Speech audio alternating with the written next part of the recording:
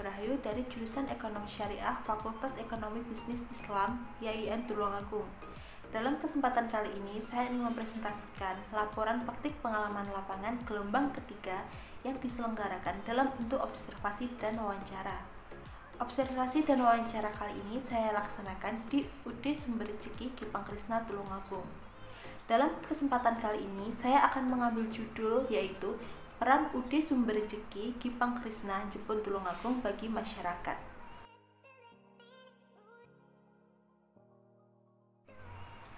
Dasar pemikiran dari praktik pengalaman lapangan saya yaitu karena kewirausahaan merupakan kegiatan atau aktivitas dalam menciptakan suatu produk dengan mengandalkan inovasi dan kreativitas.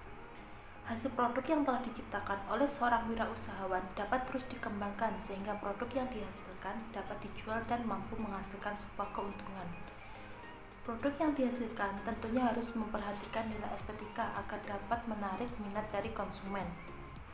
Nilai estetika yang dapat diperhatikan yaitu mulai dari cita rasa produk, kemasan, baik dari segi warna maupun bentuk, dan juga desain dari kemasan dan produk tersebut. Dalam penjualan produk juga harus memperhatikan target pasar yang akan dibidik karena setiap konsumen memiliki selera dan minat yang berbeda-beda. Dalam menentukan harga, produk tersebut juga harus memperhatikan lokasi tempat produk distribusi tersebut agar sesuai dengan daya beli masyarakat tersebut. Dalam pengembangan usaha dapat dilakukan dengan beberapa cara seperti meningkatkan kinerja setiap saat, meningkatkan promosi, meningkatkan sumber daya yang ada, memahami kompetitor bisnis, melakukan perluasan jaringan bisnis, dan mengutamakan pelayanan terhadap konsumen. Bisnis atau usaha yang terus berkembang tentu juga akan memerlukan tenaga kerja yang semakin banyak. Dengan diperlukan tenaga kerja tersebut, secara tidak langsung dapat mengurangi tingkat pengangguran yang ada di sekitar wilayah tersebut atau di beberapa daerah lainnya. Keuntungan dengan berkurangnya tingkat pengangguran di masyarakat yaitu tingkat kesejahteraan masyarakat yang bisa meningkat atau terus meningkat, sama dengan adanya UD Sumber Rezeki yang membuka usaha pangan dalam bentuk produk Kipang dengan merek Krisna yang telah didirikan di Desa Jepun, Kecamatan Tulungagung, Kabupaten Tulungagung. Kita bisa melihat seberapa besar peranan atau pengaruh home industri tersebut di lingkungan sekitar. Didirikannya industri produk Kipang tersebut tentunya harus memperhatikan pangsa pasar dan seberapa besar peluang keuntungan yang nantinya bisa diperoleh. Tenaga kerja yang dipekerjakan pada home industri tersebut bisa dicari pada lingkungan sekitar home industri tersebut didirikan.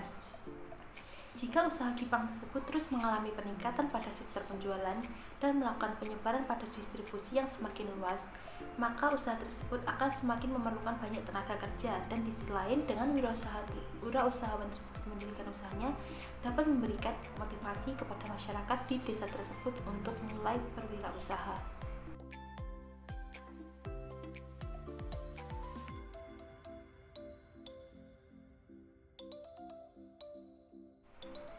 UD Sumber Rezeki sendiri adalah bentuk usaha mikro yang bergerak di bidang industri pangan.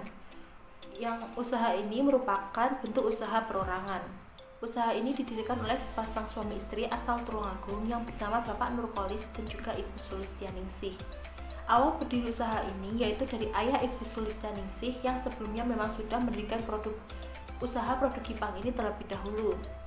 Setelah usaha yang dibuat ayahnya semakin besar, Ibu Sulistianingsih memutuskan untuk mengikuti jejak ayahnya untuk mendirikan usaha Kipang yang sama, akan tetapi dengan merek berbeda, supplier berbeda, dan juga tempat pendistribusian yang berbeda. UD Sumber Rezeki ini berdiri sejak tahun 2013 dan juga masih aktif sampai sekarang dengan jumlah karyawan 25 orang. Untuk jam kerjanya dimulai dari jam 8 pagi sampai jam 4 sore.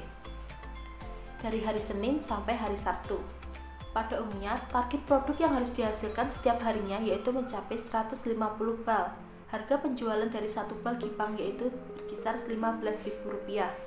Takkan tetapi, karena adanya pandemi COVID-19 ini, hasil produksi setiap harinya harus dikurangi menjadi 50% atau 75 bal per hari.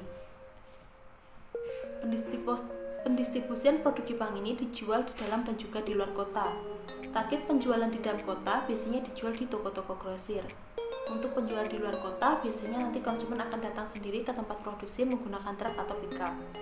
Akan tetapi juga ada beberapa yang pesan antar dari beberapa konsumen luar kota seperti Jombang dan juga Blitar.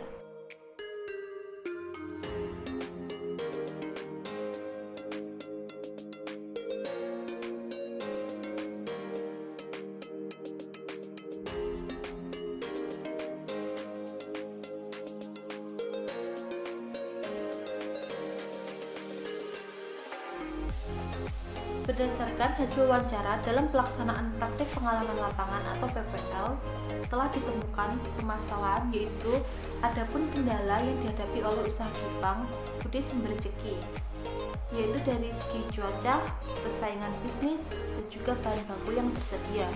Menanggapi kendala tersebut, maka UD Sumber Rezeki mengambil tindakan atau inisiatif dan solusi dalam mengatasi permasalahan tersebut, salah satunya dengan cara menggunakan metode saving atau penyimpanan bahan mentah atau setengah jadi, dan solusi untuk menggunakan strategi penguatan kualitas produknya untuk berkompetisi dengan pesaing. Tanggapan dari pihak lembaga tempat praktik. Tanggapan dari pemilik usaha, yaitu pemilik usaha mengakui dan menyadari permasalahan yang dihadapinya, serta strategi pemasaran yang dijalankan memang kurang berpengaruh pada perkembangan usahanya. Ibu Sulastianingsih selaku pemilik usaha akan terus belajar agar semakin aktif dan gencar dalam memasarkan produknya melalui berbagai media dan menambah jaringan dengan banyak teman atau relasi, sehingga dari teman dan relasi tersebut dapat membantu untuk memasarkan produknya, selalu mencari kekurangan dari produknya untuk selalu dapat memperbaiki mutu dan meningkatkan kualitas produk yang diciptakannya.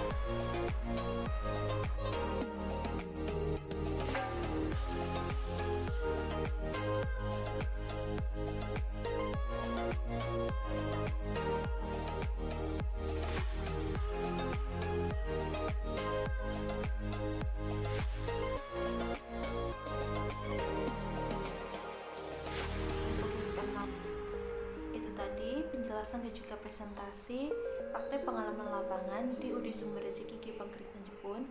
Setelah ini akan ada beberapa cuplikan foto dan video kegiatan selama di UD Sumber Rezeki Gipang Krishna Jepun.